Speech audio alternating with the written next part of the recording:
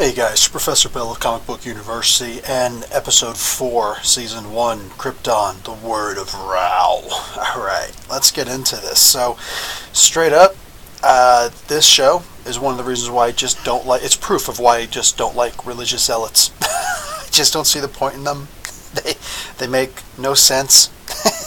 It's nah. And, you know, it's like one of those things where it's like if you have a zealot of almost any other area, say like they may get along. If you've got like tofu zealots from this country and that country, they're gonna love each other, man. You know what I'm saying? But you get religious zealots from different countries, it doesn't matter if they claim to be of the same religion, they're gonna hate each other. It's just it is what it is, man. So wow, dude, Voice of Ra. He is manipulative. He's young too. He's really young, and I seen somewhere that his face, he looks like the actor who's playing Brainiac, which would be interesting, especially considering this ending. Wow. So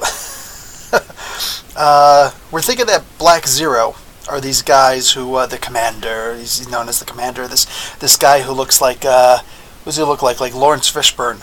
You know what I'm saying? Looks a little bit like him, but we're thinking, you know, yeah. Okay, so this is Black Zero. And they're like, no, we're not Black Zero. Well, then, who are you? I'm imagining this is much like with the Black Panther, how do they pronounce the s.h.i.e.l.d, something like that. Anyway, they're called the White Wolf. You know what I'm saying? The main dude is called the White Wolf. Bucky portrayed him in the end credit scene, the after credit scene. Anyway, they're like an organization that operates within the government, but outside of the judicial law. So it's kind of like Kryptonian CIA. That's what I'm imagining these guys to be. So don't mess with them. Whether they're above the law or not, they believe they are, and that's the dangerous thing. You know, say if somebody says something like, you know, I could kill you, and no one will stop me, and no court will convict me. You can think to yourself, nope, that's completely wrong, but you'll never know if this dude kills you, so be careful. And, you know, like it's. I get that this is a teen show. You know what I'm saying? And I have to keep on reminding myself of that. Everybody always thinks that, you know, oh yeah, we got to have the show where everybody's punching each other like Agents of S.h.i.e.L.D. Everybody's hitting each other. Like, dude, you hit me once, dude. I quit S.h.i.e.L.D. I'm done. You don't put your hands on me. I'm a beat your ass, and then I'm gonna leave. And same thing here, dude. s.h.i.e.l.d., you're awesome. You're cool. We're buds, right? We're buds. All right, cool. You ever put your hands on me? I swear to God, there will be no Superman. Capiche? I don't need a yellow sun to put a whooping on you. I'm just saying. I don't appreciate that. Don't put your hands on me. You know what I'm saying? So, like, literally, Seg is getting beaten up by everybody, and the one person he actually punches is his bud, Adam Strange, who looks up at him in deference. I'm just saying, it's kind of hard to see Superman in this guy, you know what I'm saying, this grandfather of Superman, in this regard. So, come on, show, come on. Slow down on the teen angsty drama and get back with, you know, making this guy a hero. So he gets caught by Black Zero, gets that thing, like we had a Wrath of Khan moment. Did anybody see Wrath of Khan? I'm not talking about that new one. No, I'm not talking about J.J. Abrams. Forget that. I'm talking about the original Wrath of Khan from back in the day, when Khan's like, hey man, I'm back. Oh my God, it's Khan. Yeah, that's right, it's me. Hey, this thing, earwig. I'm talking like old school Night Gallery, back door the Twilight Zone time. Just stick this thing in his ears, like, ah, dude, that was freaky. This thing just went up his nose and all that. I know you're probably thinking like Matrix, right? No. Wrath of Khan was worse. Go back and watch it. You'll thank me later, unless it's too early, man. Only 12 a.m. I'm sorry. You're right. I should come back in like 3 hours, like I usually do. What's going on, Red Black Cane? So. Light as Zod. I knew this was going to happen. And it happened. Light as Zod got branded a traitor. A Zod as a traitor. Dude, are you kidding me? So, oh man. Okay. So at this point, you see House Vex. You know, these weasels. saying these manipulative weasels, and you see the voice of Rao over here, and they're all just manipulating and trying to stay. He's trying to stay in power. They're trying to get into power, but they're trying to maintain the power as it is until they can get into power. And everybody's manipulative. Just politicians and religious zealots. This is why we have a separation of church and state. I'm just saying. Okay, so what do you call it? This currently fascist state right now. We have Lyta Zod has been branded a traitor because s.h.i.e.l.d. is all like, "Do you trust me? Do you trust me? Do you trust me?" Remember, I was talking about that. What did Prima Zod say this time? What did Prima Zod say in this episode? What did Lyta Zod's mother say to her? Trust flows both ways. Thank you. I am vindicated. I will take my leave now. I was right. They were wrong. Right now, Prima Zod and Prima Zod, Lyta's mom, the chief Zod from the Ministry of Butt Kicking, the military house, whatever, military guild. There we go. Dude, she came off as the real hero in this one. Like it's horrible. Like that zealotous candor that sticks in our heads sometimes, and what they think, what TV shows think that the military really is. Granted, there are people who are like that, but they're usually not high up in power. You know what I'm saying? Who believe like Prima Zod. We must do duty to house and country, and no, come on, man, no. Nobody gets up that high if they really think like that. You're still stuck down in like the E1, E2, E3, maybe E4. You know what I'm saying? Nobody does that. So, still, she's putting up with all of this, and she recognized when she was in that room, and they said, "Oh yeah, she's a traitor. We just saw evidence said that this person had a bomb on her, and had a bomb on him, and went after them. And this poor girl, your daughter, betrayed her." And Prima Zod was talking to Lyta the whole time. She was talking to her like, "You're going to be branded as a traitor. This is treason. What you're doing here." But this, stacking the deck against her, planting evidence, misappropriating information, getting somebody in on this, that just went too far. That's where it's like, dude, at this point, let's be realistic for a second. No matter what anybody from House Vex says, the dad or the daughter, no matter what they say, they can't go back on this. I literally thought the only way for them to get out of this, for Lyta Zod to not have to be executed, is for her mom, Prima Zod, to have to take her place on the chopping block. You know what I'm saying? That's the only way that Lyta gets to survive this. And then there's no way that she's going to forgive s.h.i.e.l.d. That's not actually true, but there's almost no way that she's going to forgive s.h.i.e.l.d. Not until much later on, the end of the season or something like that. Maybe the end of next season. Just, oof. That would be bad, but I really thought that was the way they have to go with this. And I'd be sad, but I wouldn't be disappointed, because that just seems the way that the flow is. So, what is this? Oh, my favorite line in this show, this episode, was what's his face? s.h.i.e.l.d. When he was sitting there being tortured, and I had the thing going, the test to see if he was, a drone or not, a sentry or not. The main dude, the commander, comes in, Mr. Not Lawrence Fishburne, and he's like, "Oh, this was not torture. This was just a test." He's like, "Oh, it's just a test. Okay, good. I feel so much less tortured." That was the best line. I love that. I put my hands up and spun around a little bit for that. That was good.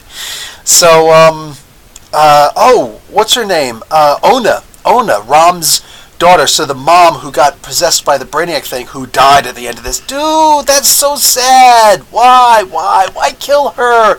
She was one of my favorite characters. Sci-fi. Anyway, so, what happened? Ona, the daughter, she has that little statue that her mom had originally had. And she's going to go up, she's like, "If I could give this to the voice of Rao, then Rao himself will get it, and he will free my mom. Either she will be healed, or," because earlier on she's saying, "No, I prayed to Rao. Everything's going to be okay." Oh, man, I remember when I was that young and dumb. But she says, "If I just give this to the voice of Rao, then my mom's spirit can go into the afterlife and be with Rao," or whatever it is in their religion. Spoiler: the religion of Ra is not real. Shh.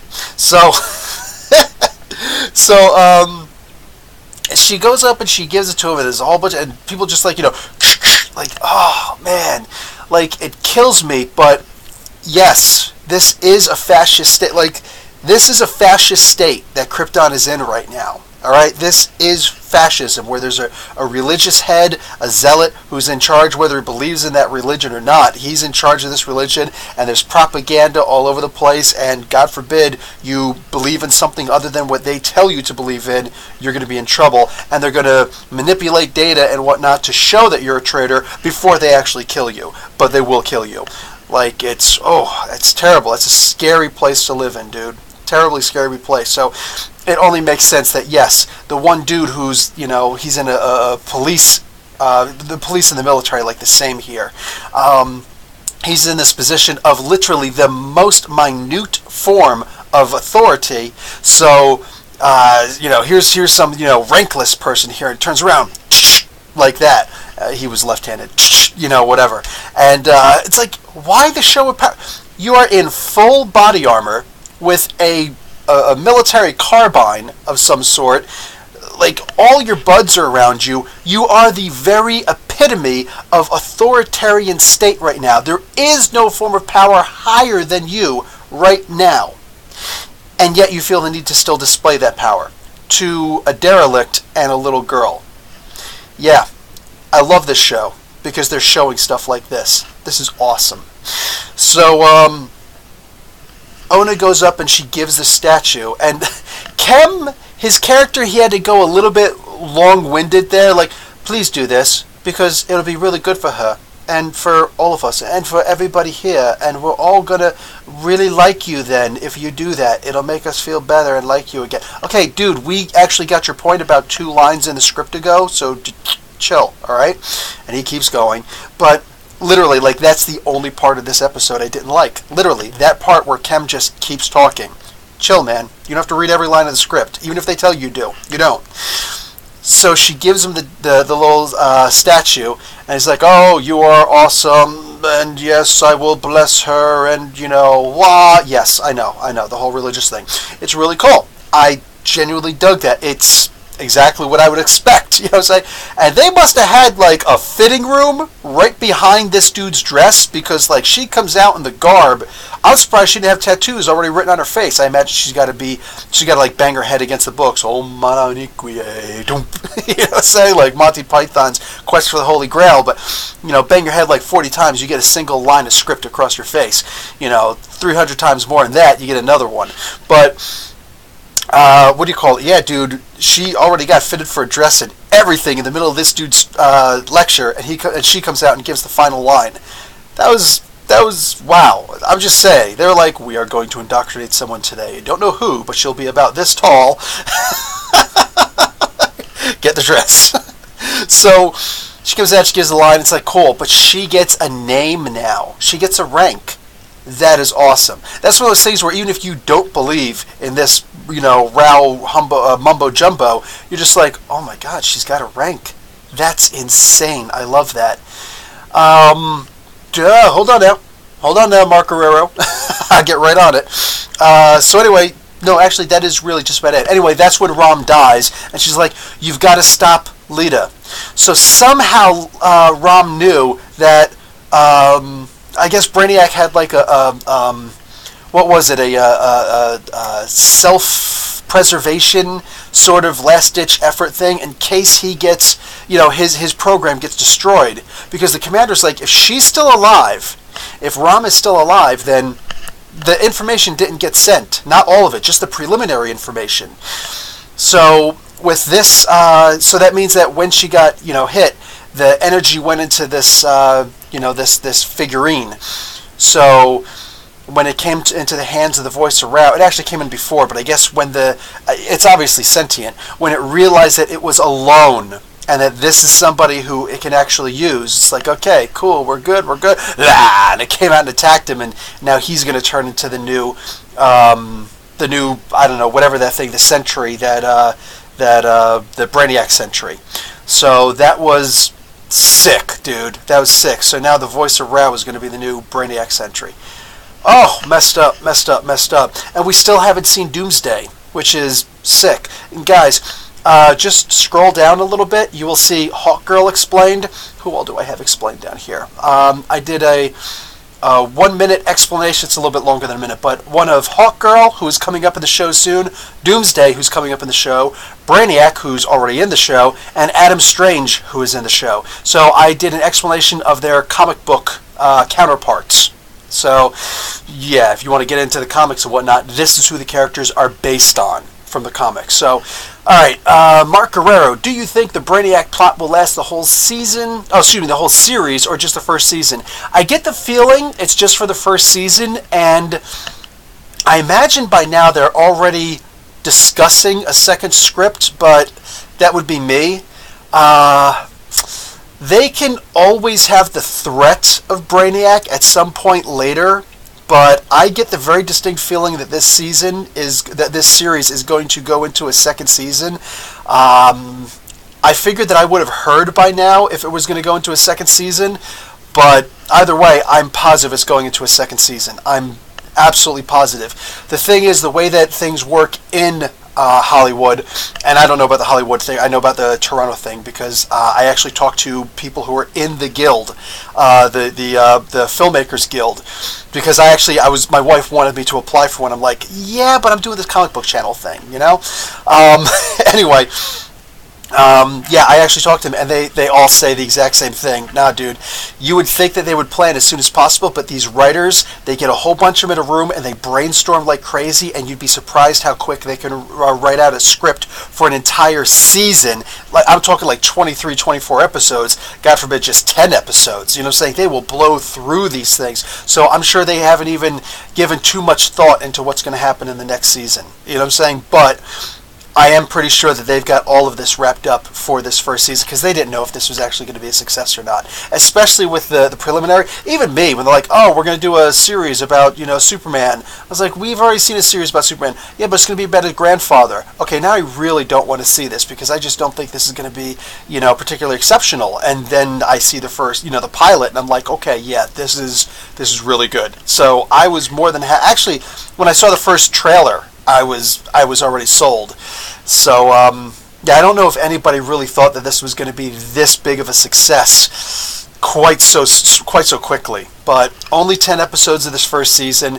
I'm pretty sure they're going to wrap up Brainiac in this season, although they're going to leave it open for the future. I hope that they don't do it right away for season 2. I'd like them to do other things. Case in point, the Clone Wars, the Kryptonian Clone Wars. I may have it below, but I actually did a spotlight on story where I discuss the entirety of the 4-issue limited series of World of Krypton 2, Book 2, which is still in canon. It's actually the earliest script of Superman that is still completely in canon in the comic books. And that is actually what this show is based off of. The characters are actually in that comic book. That's where they got the idea for these comic books from. Their first appearance was in this, the World of Krypton. So look up Spotlight on Story, World of Krypton, and boom. You'll get I think it's like a half-hour, 45-minute explanation of that storyline. But the Clone Wars that were involved in there, absolutely amazing story. Sick, twisted, and filled with so much intrigue. It is perfect for a sci-fi TV series. So that's what I'm actually hoping that part 2 is going to be about. It'll really flesh out Kryptonian lore and everything, and give you an idea of what Superman could have become if Kal-El was actually born on and stayed on Krypton if the place didn't blow up. But it also explains why Krypton blew up in there, which is interesting. Anyway, that's it for me. I love this series, dude. This series is absolutely amazing. I can't get enough of this, and I'm actually kind of sad that it's only weekly. You know what I'm saying? I really do. All I'm saying is the people who can avoid enough spoilers until this comes out on like a binge-watching experience, like, I don't know if it's going to go to Netflix, but if it goes to something like Netflix, I really envy somebody who could watch this for the first time and just binge the whole thing. This is awesome. Alright guys, that's going to be it for me. I got comic book reviews to do and stuff like that. Alright guys, Professor Bill, Comic Book University. Class dismissed.